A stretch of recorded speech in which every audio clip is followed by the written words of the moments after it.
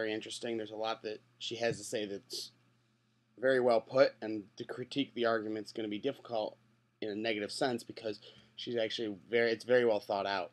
I'm not going to be able to disagree with her on any of the points of objectification because of the 7 forms of objectification, all of them are morally objectionable to me. I feel that instrumentality is probably the worst, as she said, but the part that got me the most was when she talked about the bathhouse and the bathhouse, how the promiscuity did not relate to democracy. And on the surface, I thought that the promiscuity actually would increase the relation to democracy because the randomness would put more of an egalitarian effort. So it doesn't matter whether you're with this person or that person, just like with democracy, each person has an equal say.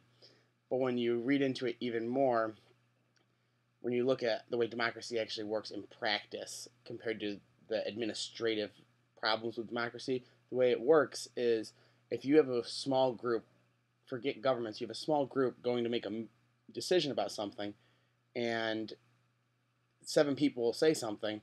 One person's brand new and doesn't have any credibility. One person has a track record that says we shouldn't trust them, and one person has a track record of doing the right thing and knowing what to do.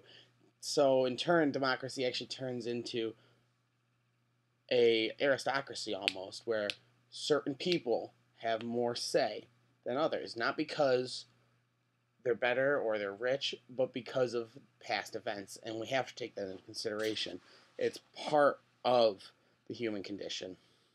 It's the narrative history, and what she said, it was the narrative history. Without knowing the narrative history, you're just reducing the promiscuous sex down to a physical act, and that's actually, she finds it to be an act of instrumentation, and that you're objectifying people in that case. And I think that was one of the biggest points. She also talked about Playboy and how it's problematic on the surface, not even deeper down. It's problematic on the surface because there is no sense of anything except the objectification. You're objectifying people for that sake. It doesn't matter who they are. It doesn't matter this or that. And there's actually, I read an interesting article one time about Pamela Anderson when she first posed in Playboy. There was she broke down crying, broke down into tears over the poses and everything that she was put through, knowing that what was going to happen is people were going to look at it and she was just an object to them. Which is, I mean, that's what Playboy is. It's difficult to do anything other than that. They talk about the Playboy, the women of the Ivy League, and Brown, ironically, as Dr. Keegan said, people from Brown, those are people from Brown. It's exactly what you would expect. But there was issues with people who attended the university who didn't want that, representation. But the people who were willing to do it were representing a greater portion than just themselves. I think Nussbaum puts out a very good point that if someone wants to, they can. It's not their fault and it's not their issue. It's hard to separate the one from another. It's hard to separate that this person is a person or this person is a Brown student. And I think that was one of the points she was getting at with the women of the Ivy League issue.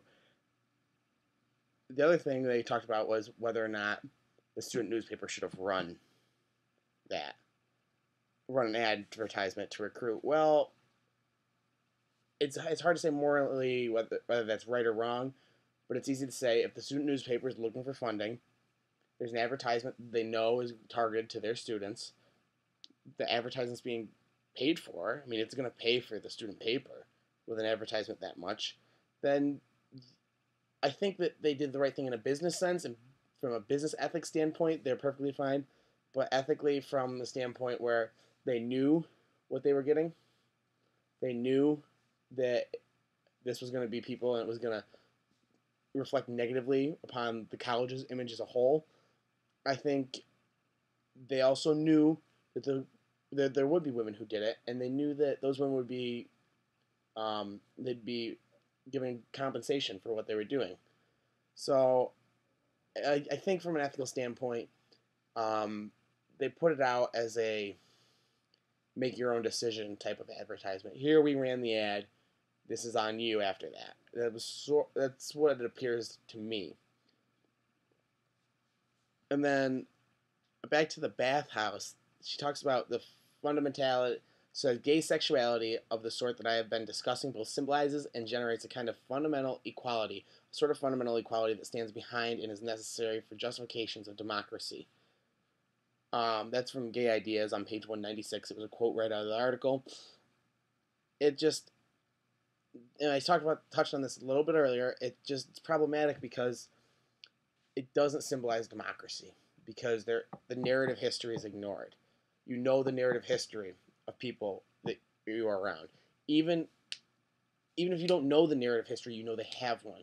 And by reducing them down to a promiscuous sex object, you have ignored the narrative history and are then in turn objectifying them. But then it argues if you're in the bathhouse where the culture is the objectification, where that's expected, are you then objectifying people against their will? Or are they willingly being objectified? And is it okay to willingly let yourself be objectified like that? I think that the argument about willingly entering objectification was similar to when we talked about bars in class, where if you go into the bar, it's a consenting atmosphere for things. I think that's totally incorrect. I know we spoke about this in class and while we were at the OST. It doesn't make sense to me, the whole because you're there, you're consenting. Because you were born a German citizen during World War II, you must be consenting to the Nazi ideology. It's not a perfect parallel, but it's a very close parallel, and it's a slippery slope you walk to say that. If you're consenting just by entering, then people are consenting just to behavior then. But people don't want to be objectified. And even people who do possibly want to be objectified, there's still a sense that they have a narrative history. There's not. You talked about in class the bondage pornography videos where they do an interview beforehand, they do an interview afterwards, so that you can hear the narrative history. You can see that this isn't a matter of against someone's will. And that's very important when you're talking something like a bar entry, where you go to the bar, you could go with one idea and end up with something completely different because you're consenting by being there. Just with the bathhouse, you're consenting by being there, but you still have to actually consent. Otherwise, it's not consentful. And it the fungibility of it is just absolutely mind numbing to me, because you think about love the way we talked about it when we talked about the symposium compared to Nussbaum's article about objectification, where reciprocity is important and there is no fungibility within love. But physically, there is fungibility within sex and there is fungibility within democracy because people are interchangeable. But I think Nussbaum does a good job of talking about how the fungibility actually doesn't represent democracy because everybody's so fungible. And when it comes to democracy, if everybody's ideas were given an egalitarian effort, nothing would ever get done. That's why in Athens, when they had democracy, a small percentage were the ones who could vote in the palace. A very small percentage. That's why in America, as such a large country, we have a republic and not a democracy, because if every single person had a say, nothing would ever get done. It would be even slower and more painstaking than it is now.